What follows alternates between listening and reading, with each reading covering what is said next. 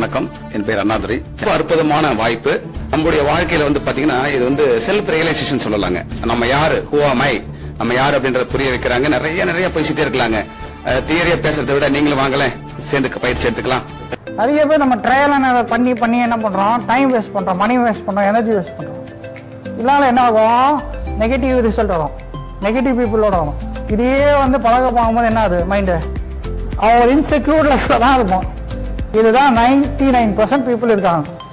ஏன், நம்மளுடைய மீடியா, நம்மளோட என்விரான்மெண்ட், நம்மளோட எஜுகேஷன் சிஸ்டம், நம்மளோட வளர்ப்பு அந்த மாதிரி, எக்கனாமிக்ஸ் புரியல, பிஸ்னஸ் புரியல, பேங்கிங் சிஸ்டம் புரியல.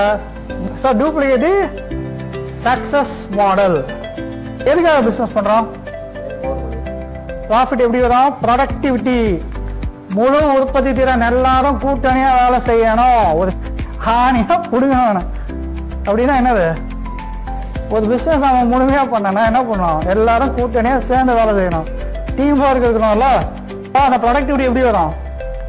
பர்ஃபார்மன்ஸ். கீழே இறங்கி வேலை செய்யணும். ஏன் இன்னைக்கு பிசினஸ் பண்ண முடியல? நிறைய பேர் தண்ணியிலே இறங்காம நீச்சல் கத்துக்கணும் சார், நான் பிசினஸே கீழே இறங்காம எப்படி பிசினஸ் பண்ண முடியும், லேர்ன் பண்ணாம எப்படி பிசினஸ் பண்ண முடியும்?